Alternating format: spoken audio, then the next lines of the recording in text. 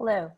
In the last few months, COVID-19 has upended higher education, transforming how we teach and study, how research is conducted, even the very rhythms of campus life. But perhaps few other parts of the academic enterprise has been as hard hit as international education. Borders are closed, there's little travel, so study abroad and foreign exchange programs have largely shuttered. Many international students are pursuing this semester and perhaps even more semesters online in a field where, for better or for worse, international mobility is a key metric. The challenges really could be existential. Hi, I'm Karen Fisher. I've been writing about international education for more than a decade, and welcome to today's event.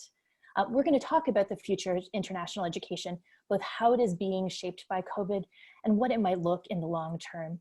I'll be joined by a stellar panel, and I look forward to hearing from our audience as well. So first, let me give you a few housekeeping details. Please send your questions or your comments to the Q&A box, post them there. For security reasons, we will be screening them before they go live, so please have patience with us. And I plan to include your questions in the second half of the panel. As a reminder, this panel session is being recorded, and we'll send an email with a link to the on-demand version in a few business days. And that email will also include some resources that are shared in today's session.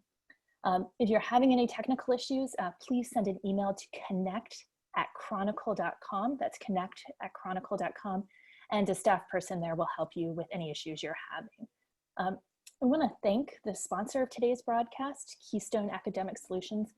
We really appreciate their support. Without them, we would not be able to have this conversation or conversations like this with our audience. I also want to introduce my colleague, Liz McMillan, who's an editor at the Chronicle. And about halfway through the broadcast, we'll be pausing for Liz to do a short interview with Eric Harrell of Keystone Academic Solutions. And after that, we'll be returning to our panel discussion. So now let me get to the heart of things and let me introduce our panel. I'm really appreciative that they've joined us for today's conversation. First, Harvey Charles, who's a professor of international education at the State University of New York at Albany. And Harvey is also a former president of the Association of International Education Administrators. Next, we have Stephanie Doscher, who's the Director of Global Learning Initiatives at Florida International University. Ahmad Ezzeddine, Associate Vice President for Educational Outreach and International Programs at Wayne State University.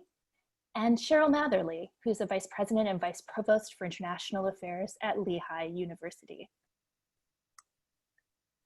So I want to begin with you, Cheryl, if last to be introduced, first to get a question.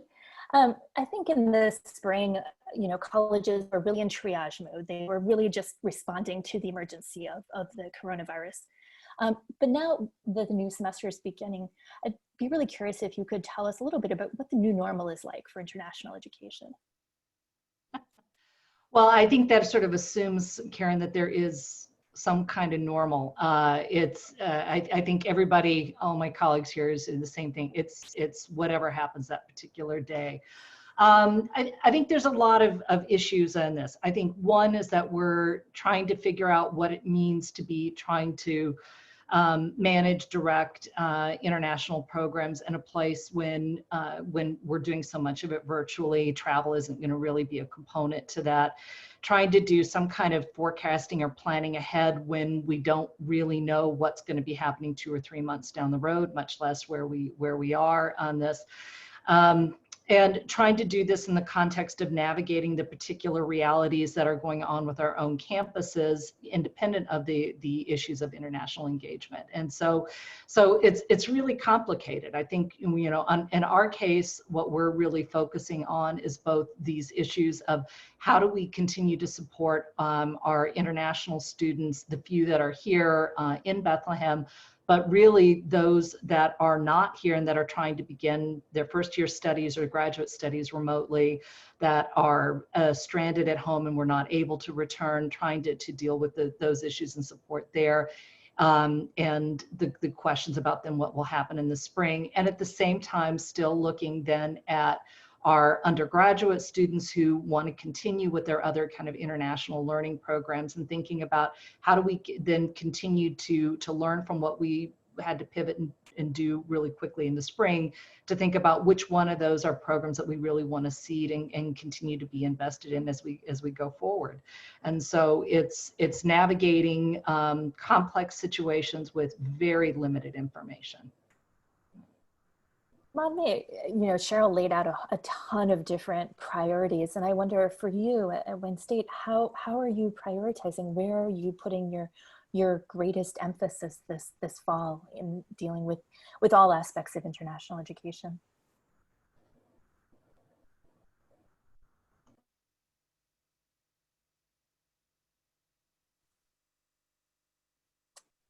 Maybe you might be on mute.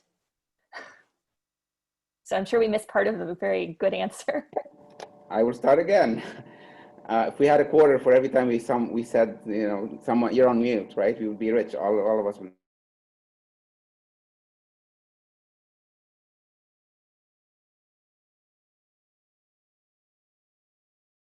be rich. The priority has been really on getting making sure that our students are safe and healthy and taken care of while they are here. If we had domestic students abroad, we had to bring them back home. And we've been managing through that, and that still remains our priority. Now we have a new academic year, so we're trying to make sure that we are onboarding our new students, those who made it to the country. Luckily for us, we've had a good number of them in the graduate program, so and moving from other universities in the US to Wayne State. So that has been simpler to manage than some of those who are still overseas. We have a few students also who are taking their classes remotely, new students and current students. So making sure they have what they need to really be successful, and they have the support and the access to the faculty, to the university resources that they need. So that's certainly a priority. But also we're doing all of this while preparing for the new recruiting season without any information that we can expect. So it's really a shot in the dark in many cases. And also managing and navigating the financial realities that all of us are facing with our budgets and our university budgets, and how do we handle that, and what impact does it have on us? We're also, at least we are, and I'm sure many of us are also taking time to really focus on our employees and our staff and ensure they're okay through all of these transitions. Their world has been turned upside down as well, and they're worried about their jobs, and they're worried about their families, and they're worried about a variety of things. And how do we also make sure we give them the support? So that, it's been a very very interesting period. I think I speak probably for all of us. We've gotten a lot of skills in agile management. Seems to be the mode of operations for all of us for the last few months, and I think unfortunately it probably continue for a few more. I mean, that's a really good point about you're trying to both manage in the immediate term, but also kind of look ahead to next semester and next year. And Stephanie, I wonder, what are the things that are keeping you up at night right now, and what are the things that are giving you indigestion thinking forward? How did you know? Do you have a camera in my house? Yeah, I would say, in addition to the management issues that my colleagues have articulated so well, there are the leadership issues, right? So how do we sustain a vision for internationalization on our campuses and with our partners? How do we innovate that vision? What keeps me up at night a bit is grief, managing my own grief, letting go of my own vision of the future, and perhaps my mistaken vision of what reality was for myself and others in the past, and getting to some acceptance of this kind of hybrid reality that we are living in now and will be living in probably forevermore. So I feel that the sooner that I can move through my own grief process, the better able I will be to help faculty and my colleagues and students and research professors move through their process as well and re-envision how they will reach the same goals that we had before, which, when I think of internationalization, I don't think of it so much as an inward facing activity. And I don't think of it as so much a win activity, but a why activity. For me, internationalization is all about connecting the institution and the people within it with the world's knowledge exchange and production network. And so there are many, many ways we can do that. We can move minds and move ideas across borders without moving people. But still, it's the being in the presence of others. It's the smell of the foods and the sound of the music and the energy that we get when we are being in different places. The passion that brought all of us probably to this work is through travel. So how can we transform without travel? That means getting to an acceptance of a hybrid and a new kind of reality. Harvey, I know you were a longtime SIO and now you are not in that day-to-day management place, but I know that you've thought a lot about kind of those realities, and I wonder how much you think that COVID is kind of challenging, as Stephanie said, those fundamentals, those kind of expectations that the field had about itself and its mission and the goals for international education. Absolutely. And I think in a lot of ways, what Stephanie has just described, I think captures the challenge really well for us, because what she discussed was really what is central to global learning. And I think what should be central to all of us as educators. Mobility, education abroad, is one strategy by which we achieve global learning. And, it has been used for a very long time. And I hope that we can continue to engage in education abroad. But fundamentally, I think that the challenge is global learning. And Stephanie actually describes this in a book that she and her colleagues recently published as a process that prepares students for active global citizenship by involving them in collaborative global problem solving as a central part of the college experience. And what this means is that in some ways we have to pivot a bit away from an almost exclusive focus on mobility to the curriculum, and what in fact can the curriculum do at home to help our students engage with the grand challenges that we face today. Arundhati Roy just published a book. It's called Azadi. And she talks about the pandemic as a portal. Basically a way of connecting the world that we have left behind to the world to which we're going. This world that we've left behind, we will never return to that world. And although I think none of us really can fully understand what this world that we're going to would look like in totality, my hunch is that this new world will create a much larger footprint for engagement with internationalization. If you look at what I have been referring to as the trifecta of catastrophe in this year, 2020, we're talking about the pandemic, we're talking about anti-racist protests, we're talking about economic devastation. All three of these are fundamentally global challenges. And all three of these are confronting us with the realities of our time. We've heard a lot about climate change, and we can actually look at the fires out west currently as yet another reminder. So it seems to me that the impetus increasingly is on us as educators to really advocate for a much larger footprint for student engagement in global learning. And of course, that can take a number of forms, and we can get to that later in the conversation. Pick up on this because I think this is a really, really important idea, and it's where I think sort of the opportunity sits as we come out of this. That that when the discussion is framed simply one in terms of mobility, then what we're talking about is a section or a set of activities that are going to be shut down for some period of time to that, because it's all about the activity.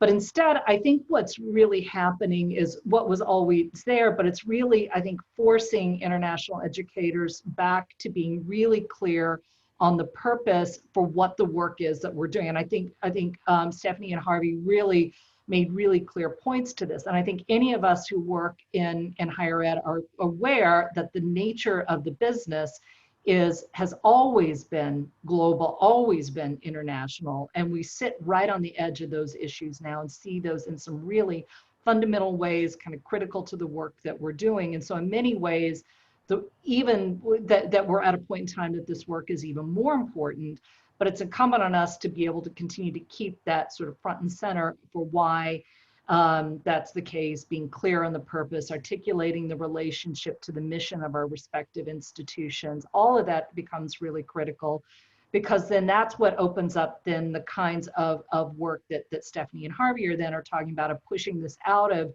just simply travel programs or body counts of students that we recruit in, but really being sort of fundamental to what the institution is. And I think that's actually where, you know, when I look at sort of what the bright spots are out of this, I would prefer, I can think of a lot of ways I'd rather have us gotten to this discussion than what's happened in the last 6 months. I think that this is a potential, I think this is a real turning point, and how we handle and how we discuss this here coming out of it, I think is really where that opportunity sits. And I actually share sort of much of the optimism that we hear, that I think that Harvey really talks about with it, by being successful pushing this back into other places at the institution. Yeah, just to put a fine point on that, when it comes to resilience, because that's the word that we keep hearing about, internationalization, I think those who are focusing on learning are resilient. They are finding a way to keep people learning. Those who are focused on the business model are finding themselves susceptible to risk, vulnerable, highly vulnerable right now. This is an interesting point, because in some ways, I mean, I not to date myself, but I mean, I've been covering this stuff for more than a decade. And many of these conversations are conversations that I heard from people, you know, when I was fresh to this beat. And so I wonder, I mean, how do you make a crisis? How do you find opportunity in crisis? I'm wondering, Ahmad, are you seeing ways to advocate effectively in the midst of all these things that are going on? Absolutely, and I mean, I totally agree with my colleagues. I think this is a great opportunity, and I'm very optimistic, because I think the pandemic is making the case for us for why we need internationalization, and internationalization in all its aspects, and away from just focus on international enrollment or mobility. We all, you know, and move it more to global learning, and really the really meaningful international education that we all talk about and preach and have been talking about for a long time. We all also, I mean, and internationalization, I think this is also an opportunity, especially with the lack of travel now, an opportunity to really push on internationalization at home. We all brag about the diverse communities that we have surrounding our universities and our communities. And this is one way to engage with those communities with a global lens, and which we have not done in the past. We address that from the local issues, but as Harvey mentioned, all of these issues, these global issues are very local, and we can pinpoint a global connection to anything that we are dealing with locally. And we have the communities that can, whether it is language, whether it is food, as Stephanie mentioned, or, I mean, you could find these things right in our backyards. And that's one opportunity that I think we need to really explore more. What also the pandemic has allowed us to do is really look into different ways of engaging with our partners. So virtual exchanges, you're probably hearing a lot about now, virtual exchanges. And we're all doing that. And what the technology allows us to do is really much, much more impactful and has more reach than what we would have done through the normal mobility channels. We're currently engaged in I was fortunate to participate last year in a Fulbright Germany program on the digitalization of higher education. Who knew then that this is something that we would be right front and center 6 months later? And one of the projects that we were working on, we wanted to work on, was virtual exchanges between US universities and German universities. And we started meeting in June and January, but then the pandemic happened. And as a result, we now have 3 institutions in the US, we have 2 institutions in Germany, more than 30 faculty engaged in developing these virtual classes and virtual courses and these global projects that their students are working on, interdisciplinary connections. We would not have been able to do this if it weren't for the pandemic, I mean, realistically. And now we're getting faculty who are excited about participating and faculty who were not involved in our international work before, who are now part of this effort. So this is a tiny example of that, of the impact and the positive opportunities that the pandemic has brought into us. Also, when we look at the one issue that was with us before was the whole issue of access and equity within international education. And now we really, we can make opportunities for all of our students, including the freshmen who usually don't participate in virtual exchange and study abroad or before until they're juniors or seniors. So now they can engage right in the beginning. But even adult students, we could reach all segments of our populations, and it almost like equalizes it from a economic standpoint, because everybody will have a chance at least to get exposed to some of those global literacies and those global competencies that should be part of all of our degrees anyway, and it should be regardless of the discipline. So those are all of these positive things that I think, if we are clever in how we capitalize on them and really build them and keep them part of our conversations on our campuses, I think could have a tremendous impact, a positive impact. I'm going to turn this over in just a minute to Liz, but Harvey, I wanted just to ask you if you could follow up a little bit on that point. I mean, I know we've talked in the past about the challenges and the inequity of opportunity and access in international education. Is that something, I mean, that's something that's just quite systemic in place, it's kind of entrenched. Is that something that can be changed? Do you have confidence that it can be acted upon? Absolutely, and I think it has been entrenched because our focus historically has been on mobility as frankly the only avenue to achieve these kinds of desirable experiences. Let us note that fewer than 5% of US college students participate in education abroad, all right? What happens to the other 95%? And I argue that as we move deeper into the 21st century, the imperative for this kind of education will only grow. And I think that the imperative for institutions, for colleges and universities to be engaged in delivering this education will also grow as a number of institutions fall by the wayside and colleges and universities begin to pay more attention to the kind of educational experiences that they provide that would help them to become, if you will, more attractive. But I think students also recognize that they want to have this kind of education themselves. I remember, for example, a few years ago, visiting the University of Rhode Island, which sponsors the International Engineering Program. And this is effectively a pathway program that packages global learning through additional study of a foreign language. So you end up actually earning a degree in a foreign language, Spanish or German or French or Chinese, with study abroad and internship abroad and engagement with courses with a global focus.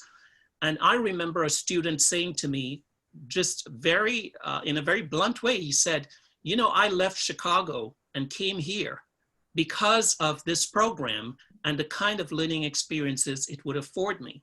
So I think that we have an opportunity to transcend the traditional conservatism that we find on our campuses and rally around, if you will, the realities that we face in terms of the global experiences that we have to engage with as a human species, and find ways to align the educational experiences that we afford our students with these realities.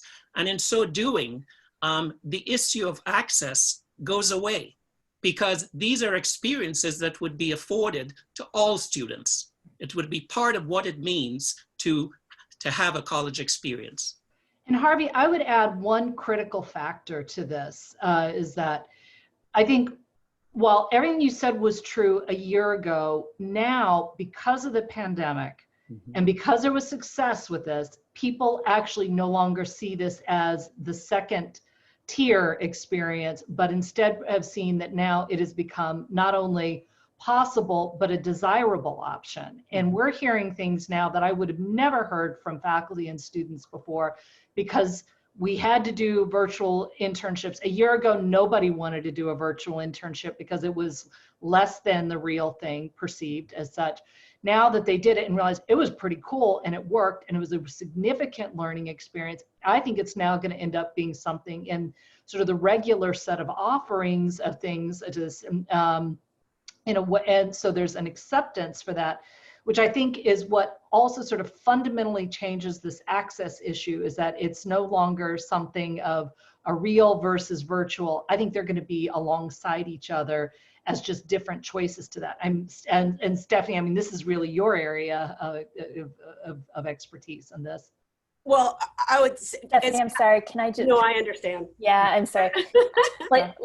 Let's freeze this idea, because I really want to talk about this, and particularly I want to talk about it because I think a lot of people who've tuned in today are probably looking for actionable ways. It's fine and it's great for us to talk in sort of broad terms about this, but I think it would be really great to talk about what are some things that we might do within the field that could help, where places to start. And so we're going to take a brief break right now, and I'm going to bring in my colleague Liz for a short interview with our sponsor, and then we'll return and keep up with this exciting conversation, and also take some of your questions from the audience. And so please keep sending those in and posting them in the Q&A box. And so, and Liz, I'll turn it over to you. And if my colleagues, fellow panelists can mute themselves, that would be great. Hey, Karen. This has been a really great conversation so far. And so I'm here today with Eric Harrell, who is CEO at Keystone Academic Solutions. Thank you for being here today, Eric. I hope you're doing well. Great to be here. I'm doing well. Doing well. Good. Yes. So as Karen mentioned at the outset, so many things have changed about higher education, and we've spent the past 25 minutes hearing about those changes in the international context. And I believe it was Cheryl who called this a really important turning point. So I'm going to put that question to you. What do you think some of the big shifts will be happening as a result of the pandemic? Yeah, I mean, I think it's obviously been a very interesting discussion, and a theme that came up, of course, towards the end was more about digitization of education. And I think that's probably the two biggest trends that we see. And we have a perspective on this at Keystone, because we're helping universities recruit students. We have a digital platform, and we have on our platform, we have more than 55,000 programs, and we're helping basically students find the right program for them. And we have 6 million students coming to our websites around the world every month. So we have a real perspective on trends with universities, trends with students. And I think the digitization is a really big one for us. And we really see it in really two ways. One, with regard to recruiting, how universities are approaching recruiting now. And two, looking at online programs. And of course, we have a perspective there, because, as I said, we're working with universities on a daily basis. But the broader theme is really digitization. And I think when it comes to online recruiting and that approach, the traditional method of recruiting students has been going to student fairs hosting students on campus, things like that. But with COVID-19, that's not possible. And so what we've seen is this real ramp up among universities to really explore digital means of recruiting students. So you're seeing webinars, you're seeing much greater use of social media, you're seeing virtual fairs. And in our world, we're seeing much greater focus on online marketing and using platforms like ourselves. I mean, the advantage, of course, of platforms like ours, we have global reach, is really reach. We can, a university that's looking to recruit students around the world can reach students where they are. I mean, students today are online. So they can reach the students where they are, which is online. It's incredibly scalable. You can extend and recruit in multiple places around the world. And the beauty of course, of online channels is you can test, you can iterate, and you can optimize, and then scale. So I think that's one big trend that we see is a step change because of COVID-19. Is this much greater, we don't have a choice because the offline ways of recruiting are off the table at the moment. And so I think there's been a real increase in the sophistication of how universities are approaching, marketing. And then when it comes to online programs, I think that's a really interesting trend that we see. We see that in our traffic and student interest. I mean, like 75% of our students, we do these student polls. We have 6 million students come to our websites every month. So we've been doing student polls. And there's 75% of our students are interested in online learning, online programs, which I think is quite interesting. I think it's quite a change from, say, a year ago. But of course, what's happened with the pandemic, and this is a theme that was talked about before, is that universities have had to step up and take a crash course in many cases on this whole online learning thing. And that means not only professors having to learn how to teach online, but also create lots of content. So the table really is set, I think, for the proliferation of online learning and online programs. And I think what's exciting is to see how online programs can now, and this is a point that was made earlier, can really be a legitimate parallel track for people. And I think it's exciting for universities because it's a way to open up a new segment, new customer segment.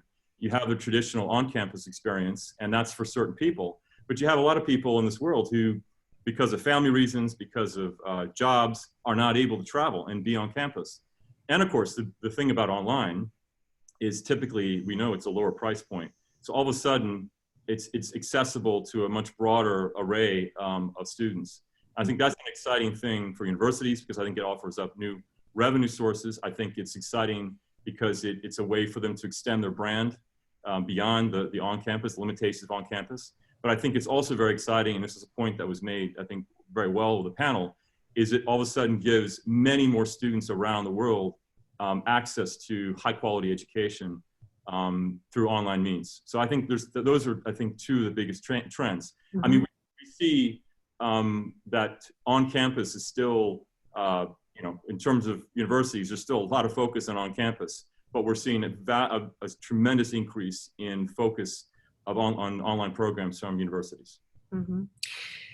So there's a great question that's come into the Q&A box that I thought would be worth putting to you, and that's we've been talking about global learning, and what the question is about: what innovations might come out of this particular moment of disruption? What opportunities might there be? So I'm curious, either in this particular moment or down the line in the near term, if you have thoughts on that. Well, I think this is something that was taken up by the panel, and I've already talked about the marketing side of things and online marketing innovation there. But I think the point that was made about virtual internships, I think that's or virtual seminars and virtual So I think the key thing there is I think it's opening people's eyes to the potential of doing things in a more virtual, digital way. And I think that's going to create a new stage of innovation, I think, in higher education. And, the point was made that what 5% of students, US students, go overseas. I think this is going to be great because it's going to make international and international education much more accessible to American students. And I think the point that was made on the panel, which I thought was fantastic, is now more than ever, it's super important that we have those, we have international cooperation. You know, climate change is something that we need to tackle together, you know, across the world. And so I think this could be, I think, a really step change here, a big event here, I think, in terms of internationalization, because people now see virtual education, online education, cooperation in virtual means possible. So I think that's an exciting sort of trend. Great. Thank you, Eric. Those are some really thoughtful answers. And I'd like to kick this back to Karen. Thank you for being here. And thanks very much again to Keystone Academic Solutions. My pleasure. Great to be here. Thanks. Back to you, Karen. Thanks, Liz, and thanks, Eric. That was really interesting. So, Stephanie, I stepped on your toes when we were going into this part of it. So I wanted to let you make your point, but I also wanted to pose something to you that I know I've been thinking about a lot in my coverage over the last 6 or 8 months, which is the digital divide. You know, we know that it exists. We know it exists here in the U.S., and we certainly know that it exists for the students that we would like to serve around the country. And so when we think about these alternative, perhaps virtual means of international education, how do we take into account the digital divide, or are we just going to change the access and equity question sort of a different mode? Right. Thank you for asking about that, because that is kind of where I was going, where Cheryl kindly said, oh, you know, Stephanie, like, this is your thing these days. Yes, I'm passionate, and I'm a huge cheerleader and a promoter of COIL and virtual exchange. But in that work, it's only helped me to see how it causes us as leaders, as faculty, as fellow students, as peers, to have a more intimate understanding of a deeper layer of inequity in our society and in societies around the world. And when we think about the digital divide, we're usually thinking mostly in terms of just, I need Wi-Fi and I need the hardware and I need the software. Yes, I'm having meetings with my colleagues around the world where they are having to drive to a local mall to access highway. And those are the high-level administrators in the institutions. And yes, some of my colleagues have access to Zoom and others don't. And there are issues with information privacy and FERPA and GDPR and all of that. But then there's a deeper layer, which is, do I turn my camera on or not in my home? Because I may or may not want my colleagues or my peers to see what's happening, or I can't get a quiet space in my home to be able to work and communicate. There are a whole raft of new access and equity issues. And I think when we think are futuring international education, we can start to think about, we can go back, we can think about the Tennessee Valley Authority, and we can imagine what are the new utilities that don't exist? Like, is Zoom and is Teams or Google Docs a new utility, right? That everyone should have the right to access and to use free of charge. We have to think about a new addition to the Bill of Rights in terms of privacy and freedom of speech and monitoring the use of the data that is produced, all of these data packets that are flying through the air, and the recordings that we make. What are we doing with those? So there's even a divide around the storage and the use of information. These do need to be dealt with. And I would say the last thing is that when we think about access and making our campuses a welcoming place for international students and domestic students, we are thinking about providing new ways to communicate with our students, new on-ramps into our communities, making our communities more welcome. But when it comes to this hybrid reality that we're living in, we actually have to truly meet our students where they are by making sure that they have the basic tools to connect with the institution and with our partners, which means we have to think about providing hardware, software, Wi-Fi access, just like we would provide access to the library or access to safety or a dorm. That's part of being able to make all these amazing things that we're talking about with the virtual space happen. If I may, I think I agree. And I think the key here is to really make sure that we're not just trying to band-aid the existing model to this new reality that we have to fix. I think we really need to start from a clean sheet of paper on redesigning this new, what this going to look like. And what we went through in our, since March actually is an example. And, when we all took an extra week to switch to remote, it was really band-aiding. But then over the summer, all of our faculty were diligently working to really redesign their courses for an online delivery. The same kind of concept has to be applied here to really allow for these realities that exist that have to be adapted. And we're not talking about an either or between, and I was looking at the discussion, an either or, either the virtual or study abroad. I think it can be both. It is an and discussion, but the and has to be in this new world, in this context that takes into consideration these realities that exist. And if we are serious about the equity, the access that we have been talking about, we have to take them into consideration. And it's gonna require a completely different business model that does not exist currently. So we have to work collectively within the construct of our institutions to really think of how do we deliver this and make this part of our education, that we owe it to our students who are coming to us to be, global citizens, competitive in the world after and be able to be able to adapt. How do we do it within what our financial structures? I'd like to quickly build on what Ahmed just shared by offering 5 quick strategies that practically any institution can employ to begin engaging with this issue in a more serious and substantive way. I would say that the very first is that in recognizing that this redesigning that Ahmed talked about is actually part of what I happen to think is an emerging paradigm for how higher education is done and delivered. And, as international educators, I think that we need to be at the table helping to design what this new paradigm looks like. And of course, that begins with strategic planning. And it should be both institutional strategic planning, but also strategic planning focused on international education.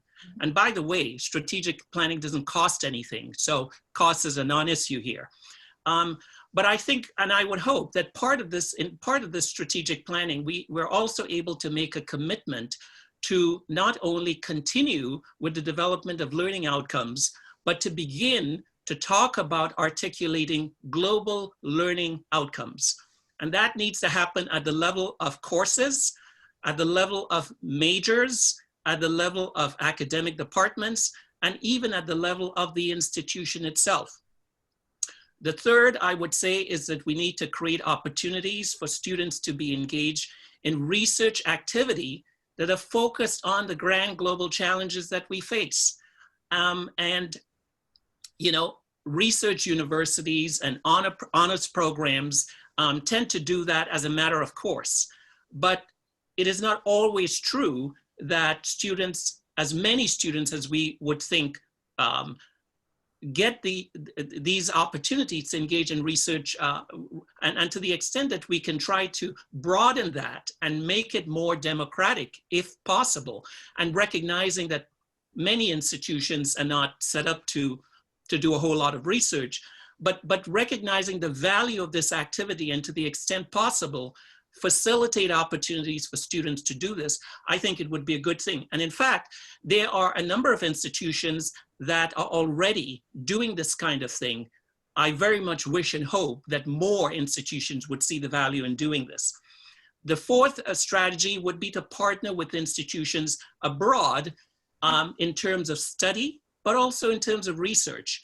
And institutions can engage in developing dual degree programs, for example, where you can earn a master's degree in the same amount of time, or you can earn 2 master's degrees in the same amount of time that it would take to earn one, but you're able to benefit from the expertise and from the experiences that may exist at an institution far away from home. And then finally, the importance of recognizing that faculty are the principal agents in advancing global learning and campus internationalization, and work closely with them to support them by helping them to acquire this expertise by providing international teaching and research opportunities for them, but also to find ways to reward faculty for engaging in this work. And I think if we do this kind of, if we adopt this approach, I think we will be well on our way to institutionalizing global learning and campus internationalization, as opposed to simply pursuing it as the latest fad. That was a great segue, Harvey. One of the questions that of many good questions that are in the queue is from Joseph Hoff, and he asks, when we talk about things like internationalizing the curriculum, internationalizing courses, internationalizing at home, it's all well and good for the international office to say that, but it's necessary to have faculty buy-in. You mentioned rewarding faculty for their sort of collaboration, but I wonder, for all of you, do you have strategies for working with faculty, for bringing them in and making them feel invested in this kind of work too? Yeah, I don't know who wants to. I think I'm sure we all have different ways to do this, but I think that at the heart of it is understanding, I think, fundamentally, that there is not a one-size-fits-all approach, that it has to be something that sort of emanates out of what that institution is about. And I think about our strategic plan and our internationalization plan at Lehigh is very specific to Lehigh, and it's very specific to our history, our culture, our programs, and who we are to that. And it is really appropriate for us, but it wouldn't work at Wayne State. And I wouldn't pretend that it would be. Maybe some of the things we're doing might, but the particulars of it, we're just really different kind of institutions. And I think it comes back to, again, moving away from this kind of program-centered approach, but talking about it in terms of where it's sort of fundamentally related to what the institution is about, your mission, and how you kind of execute on that mission, and that brings it back to things that are really relevant. I'm going to add one other piece to it, and so in terms of the very particulars, we involve faculty in many ways. One of the critical is a faculty committee on global affairs, which is essentially kind of, again, I'm sure lots of people have something similar, kind of an advisory group. But what I'm finding really key with that group is that oftentimes our faculty are out of step, are just, because they're not reading all the same things that we're reading in terms of the trends and what's happening in internationalization, that some of the pieces that we know are just not things that are sort of front of mind in terms of developments or trends or issues there. And so that committee has been really critical in terms of kind of helping with keeping some of those trend issues there front of line. And this year, the chair of our faculty committee is using the entire year with the advisory group to be essentially doing a kind of risk analysis of looking at what's happening globally in terms of sort of different regions, areas that we're engaged, some of our practice, to help do a kind of post-COVID risk analysis, so that they're now getting in and looking at some of the same kind of literature that we're reading, some of the trend data, and trying to sort of help aggregate this also around what they know is happening within their own disciplines and work within their college. And I'm actually really quite excited about the process, because I think it's getting us to doing exactly what I think is at the heart of that question, of doing something that is looking at what are the things that are happening, how Lehigh is going to come out of this, what are we doing institutionally to try to innovate out of that, how is this changing some of the assumptions that we had made around this, and doing it in this really kind of strategic fashion, so that when we come out, we can say, here's where the opportunity is, and here's what the investment would be, here's what we back away from, how do we do this. And I think in doing that too, it's the faculty, to Harvey's good point on this, our faculty will be then well ready to help kind of take that leadership there to this, because they've been in that discussion with us. I agree. I think it has to be within the structure and the culture of your institution. It varies from one institution to another. And for us, what works, you really have to work with the deans. You have to talk to the chairs. You have to reach the faculty directly, because they, you cannot count on, if you told the dean that things are going to necessarily trickle down to them. But more importantly, I think the transparency about your objectives and what you are trying to accomplish and how you are supporting them. At the end of the day, I think the faculty are who are going to drive the work. We can facilitate, we can bring resources, we can host people and send people overseas, but it's the faculty who are going to teach and going to make this stick. And it's, I think, our roles as administrators in this effort is really to give them all those resources and show them and help them making the connection, and allow them to really think creatively. And and I think that's the key, because they have what it takes, and I think they are able to come up with some innovative ideas. And I think it's just creating that trust factor, so it's organic. It's not gonna push down from above or through a strategic plan or anything. It's like they have to come up with the ideas, and for us, I mean, I know what's happening now. They are, I mean, I'm very pleased and very appreciative of what's coming out of their work. Two quick examples of how we can more effectively work with faculty. I have, as a chief, when I used to be a chief international officer, I would sponsor workshops for faculty on the Fulbright program. And I would do them myself. I would not delegate this to other parties. And I would involve faculty who have received Fulbrights in the past so that they can talk about their own personal experiences. But what I've recognized over the past 15, 20 years is that many faculty have no idea as to how easy it is to get a Fulbright fellowship. 1 in 3 Fulbright applications is funded every year. And so the odds are really great, much better than getting an NSF or an NIH grant or something of the sort. So Fulbright programs where they can pursue international teaching and or research opportunities. And the second strategy I've used is by publishing a magazine, not a newsletter, but a magazine where I have tried to feature the work of faculty who are already engaged in internationalizing teaching and research activity. And this is really about them, and to inspire faculty to engage in this work, to collaborate with their counterparts around the world to do this kind of thing. And I've always gotten very positive feedback about this initiative. So I think it's got to go also a layer deeper, and I know, Harvey, you've led this conversation on your campus. I've been part of it sometimes. It's been an honor. It's got to be an epistemological conversation. yes. How is knowledge gathered? How is it produced? And how is it applied within the local context, but also the local being situated within the national, international, regional, global, right? And that has to do with teaching, research, service, career preparation, all of it, right? It's got to be, how do we do this in our discipline? And then it becomes, as Cheryl was saying, not one size fits all in terms of the discipline, in terms of undergraduate versus graduate, or even dual enrollment, or even continuing studies. And as Ahmed was saying, it's also not one size fits all in terms of strategic planning, and how the institution is going to kind of provide a more relevant and effective output in terms of teaching, leadership, research, service, career preparation.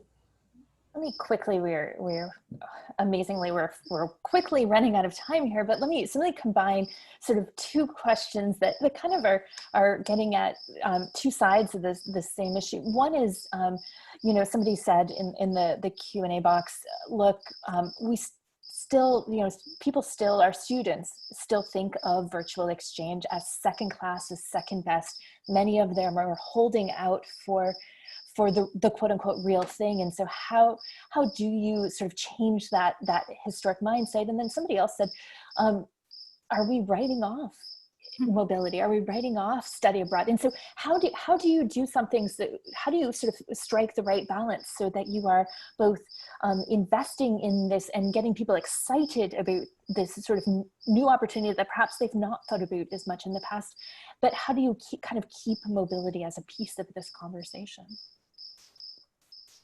My quick reaction is that from my experience, engagement in the work of internationalization has to be intentional. You know, if you do it, you know, if you do it as a one-off kind of thing, it tends not to grow. It tends not to evolve in a strategic way, and you end up with issues around access and all of those kinds of challenges.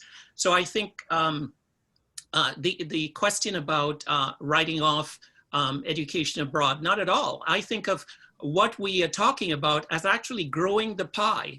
You know, for a long time, for example, institutions focused on the traditional semester abroad or the year abroad. Well, over the past 5-8 years, more and more students have been wanting to engage in short-term faculty-led programs. Well, should we take the position that, well, this isn't quite as good as spending a semester abroad? You know, no, we say we support faculty in doing this because it enriches the courses that they offer, and it provides opportunities to students that they might otherwise never ever acquire. So we're growing the pie. And I gotta say that as amazing as it is to see students' engagement and excitement and transformation in COIL and virtual exchange, it's even more exciting to see the faculty experience, because they are having that same experience. It starts with faculty. They are making a relationship with someone on the other part of the world. They are being inspired. They're learning about how education is happening in other parts of the world and creating new knowledge through that partnership.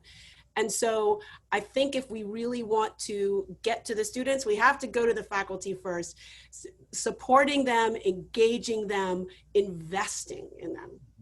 And I think, you know, let's take an example of maybe getting a freshman. Freshmen usually will not go on a study abroad or a semester abroad right when they start. But what if that student got a taste of a global experience through a class project with someone in another country, in China or in the Middle East or in Europe, and that plants the seed for them. So when they are a junior, they are excited, they're thrilled, they are starting to plan for their study abroad experience from their first semester on campus.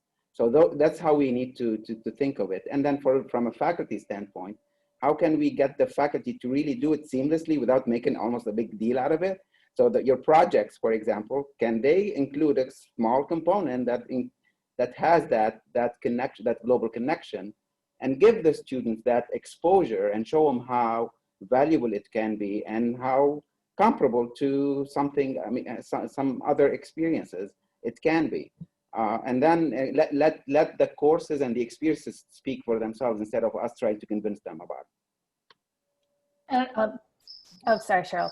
I would just say, I think at the, just sort of a last couple thoughts, I think at the end of the day, when we come out of this, it is going to be a both end. I think that we will see mobility return in some form or another. I think the difference is going to be that it'll be pushing the discussion we were already starting to have prior to the pandemic about intentionality of travel just for the sake of travel. And so I think I'm going to be optimistic we'll see a higher quality piece.